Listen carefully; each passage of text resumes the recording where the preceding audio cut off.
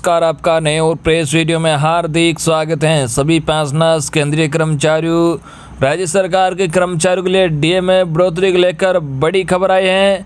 जी हां, आपने बिल्कुल सही सुना, महंगाई भत्ते में बढ़ोतरी पर फैसला आ चुका है। तो हाँ, अब आपका महंगाई भत्ता में कितनी बढ़ोतरी हुई है, जिसकी संपूर्ण जानकारी आपको इस वीडियो में देने वाले हैं। तो आप वीडियो का अंत तक जरूर देखते रहिए। इसके बाद अगली बहुत ही बड़ी अपडेट है, 1 अप्रैल 2021 से सैलरी में 30% की बढ़ोतरी को लेकर है, जिसकी संपूर्ण जानकारी आपको इस वीडियो में देखने को मिलेगी। वही सरकार ने रिटायरमेंट आयु में भी बढ़ोतरी कर दी है। यह भी कर्मचारियों के लिए बहुत ही बड़ी खुश खबर है। वही अगली बड़ी खबर ईपीएफ और ग्रेच्युटी में बड़े बदलाव को लेकर आई है।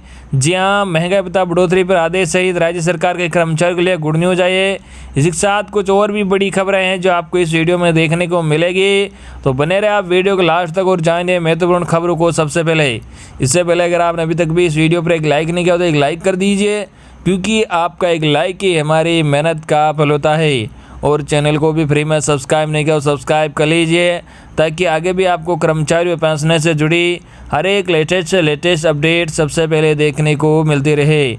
तो चलिए बढ़ते हैं खबरों में आगे। आज की पहली बड़ी खबर आपको बता दें कि आपके ईपीएफ में हो जाएगी 67% की बढ़ोतरी, करोड़पति बनकर होंगे रिटायर। जी हाँ, आपको बता दें कि नए वेतनमान के नियम दी न्यू वेज कोड बीते कई दिनों से चर्चा में है। इसे लेकर मीडिया रिपोर्ट में बहुत कुछ लिखा गया है, लेकिन केंद्र सरकार की ओर से इस बारे में अब तक कोई औपचारिक घोषणा नहीं हुई है।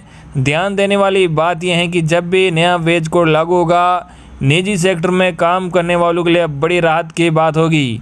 नए वेज कोड में कहा गया है कि कर्मचारी की बेसिक सैलरी उसकी सीटीसी के 50% से कम नहीं होगी।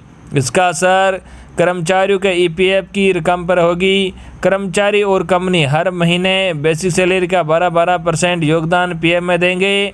ईपीएफ खाताधारकों को बड़ी राहत मिलेगी। जी हाँ, आपको बता दें कि ईपीएफओ नियमों के मुताबिक अगर आप पीएफ का पूरा पैसा निकालते हैं तो उस पर टैक्स नहीं लगता है। इसलिए नया वेज कोड लागू होने के बाद जब बेसिक सैलरी 50% से ऊपर होगी और उस पर पीएफ योगदान कटेगा तो पीएफ फंड भी ज़्यादा होगा।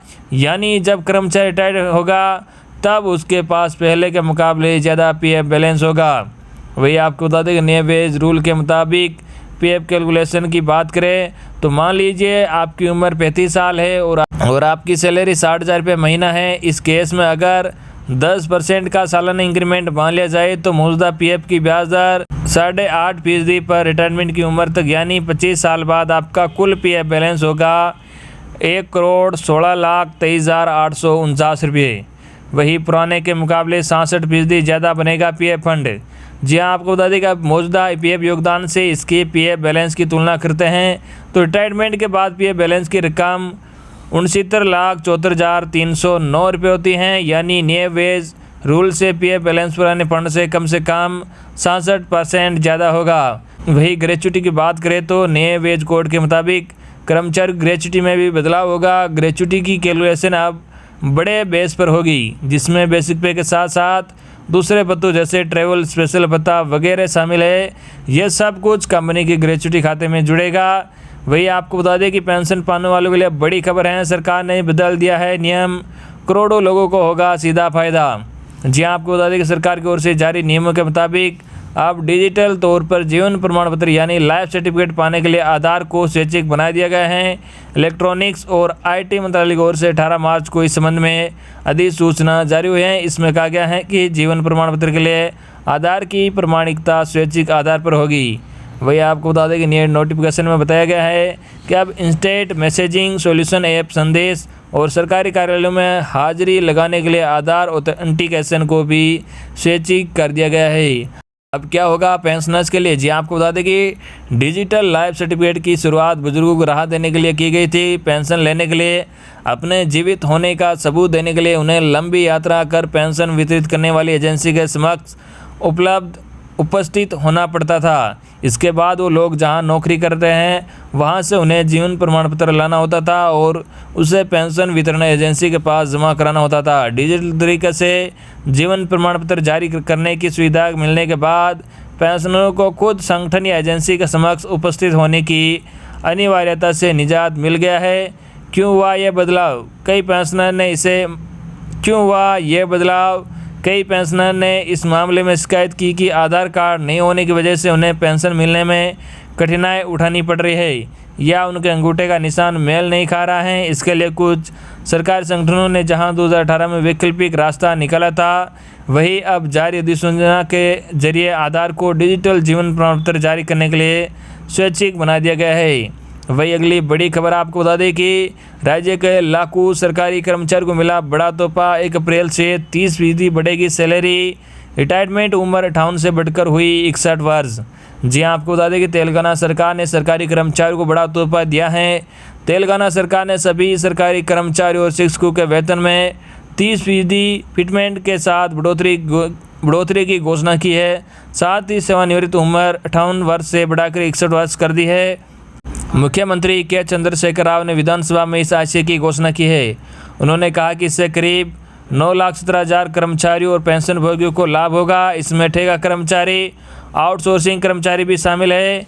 इन सभी के वेतन में 1 अप्रैल 2021 से बढ़ोतरी होगी। साथ ही उन्होंने सरकारी कर्मचारियों और शिक्षकों के लिए सेवानिवृत्ति उम्र 58 से बढ़ाकर 61 वर्ष किए जाने की घोषणा की है।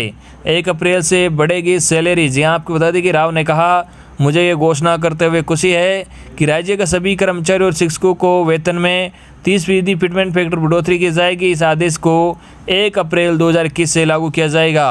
उन्होंने कहा कि कोरोना वायरस महामारी के कारण राज्य की अर्थव्यवस्था पर असर पड़ा है और राजकोषीय घाटे में अप्रत्याशित वृद्धि के कारण 11वीं वेतन समीक्षा में देरी हुई है। बता दें कि इससे पहले तेलंगाना में सरकारी कर्मचारी की वेतन बढ़ोतरी साल 2014 में हुई थी। जब यह नया राज्य बना था, उस समय सरकार ने कर्मचारियों के लिए 43% वेतन बढ़ोतरी की थी। अधिकतम ग्रेच्युटी 12 लाख से बढ़ाकर 16 लाख किया जाएगा। वही आपको बता दें कि रिटायर्ड कर्मचारियों के लिए एक बड़ी घोषणा में मुख्यमंत्री ने कहा कि पेंशन की 15% अतिरिक्त मात्रा को विस्तारित करने की आयु सीमा मौजूदा 75 वर्ष से घटाकर 70 वर्ष कर दी जाएगी। इसी तहत रिटायर्ड कर्मचारियों को दी जाने वाली अधिकतम ग्रेच्युटी को वर्तमान 12 लाख रुपये से बढ़ाकर 16 लाख रुपये किया जाएगा। इसके अलावा कंट्रीब्यूशन पेंशन स्कीम के तहत आने वाले कर्मचारियों को फैमिली पेंशन दी जाएगी। उन्होंने KGBV के लिए काम करने वाली महिला कर्मचारियों को 180 दिनों के मैटरनिटी लीव के विस्तार की भी घोषणा की है। वही अगली बड़ी खबर आपको बता दें कि त्यौहार से पहले सरकारी कर्मचारियों व पेंशनर्स को बड़ा तोहफा जल्द जारी होगा। ये बता जी आपको बता दें कोरोना महामारी के कारण देश भर के कर्मचारियों का वेतन व पेंशनर्स की पेंशन प्रभावित हुई है। केंद्र सरकार ने कोरोना काल में सरकारी कर्मचारियों के वेतन में कटौती का ऐलान किया था। केंद्र सरकार ने होली के त्यौहार से पहले सरकारी कर्मचारियों को बड़ी राहत दी है। सरकार ने यह ऐलान किया है कि सरकारी कर्मचारियों और पेंशन धारकों के लिए जल्द ही महंगाई भत्ता जारी किया जाएगा। बीते साल में कोरोना महामारी के कारण महंगाई भत्ता पर भी रोक लगा दी थी। केंद्रीय वित्त राज्य मंत्री अनुराग सिंह ठाकुर ने हाल ही में एक बयान में दिया कि महंगाई भत्ते की 3 बकाया किस्तें जल्द ही जारी कर दी जाएगी। नई दरों पर जारी होगी किस्तें। जी आपको बता दें कि केंद्र सरकार ने कोरोना महामारी के कारण सरकारी कर्मचारियों को मिलने वाले महंगाई भत्ते पर रोक लगा दी थी। सरकार ने 1 जुलाई 2020 को जारी की जाने वाली महंगाई भत्ता की किस्तों पर रोक लगा दी थी। वित्त मंत्री अनुराग सिंह ठाकुर ने संसद में 1 जुलाई 2021 को जारी की जाने वाली किस्त के बारे में जानकारी देते हुए बताया कि 1 जुलाई 2021 को जारी की जाने वाली महंगाई भत्ते की किस्त के साथ बीते साल की 2 बकाया किस्तें भी जारी कर दी जाएगी। वित्त राज्य मंत्री ने यह भी घोषणा की कि अब ये तीनों किस्तें 7 वेतन आयोग की नई दर के आधार पर ही जारी की जाएगी। 7 वेतन आयोग के तहत पेंशनधारकों को मिले तोहफा। वही आपको बता दें कि 7 वेतन आयोग के तहत पेंशनधारकों को मिला तोहफा। जी हाँ, कुछ दिनों पहले ही केंद्र सरकार ने सरकारी पेंशनधारकों के लिए फैमिली पेंशन की अधिकतम सीमा को बढ़ाने का फैसला लिया था। पहले फैमिली पेंशन की अधिकतम सीमा 45,000 रुपये प्रति माह थी, जिसे बढ़ाकर अब 1,25,000 रुपये प्रति माह कर दी गई है। 7 वेतन आयोग के तहत फैमिली पेंशन की अधिकतम सीमा में 2.5 गुना तक की बढ़ोतरी की गई है। तो ये थी आपके लिए आज की बड़ी खबरें जो हमने सबसे पहले आप तक पहुँचाई है। आई होप कि आपको आज की हमारी सभी की सभी लेटेस्ट खबरें पसंद आएगी। इस वीडियो पर ज़्यादा से ज़्यादा लाइक और इस वीडियो को ज़्यादा से ज़्यादा आपके मिलने वालों तक जरूर शेयर करें, ताकि ये न्यूज़ आपके मिलने वालों तक सबसे पहुँच सके। धन्यवाद।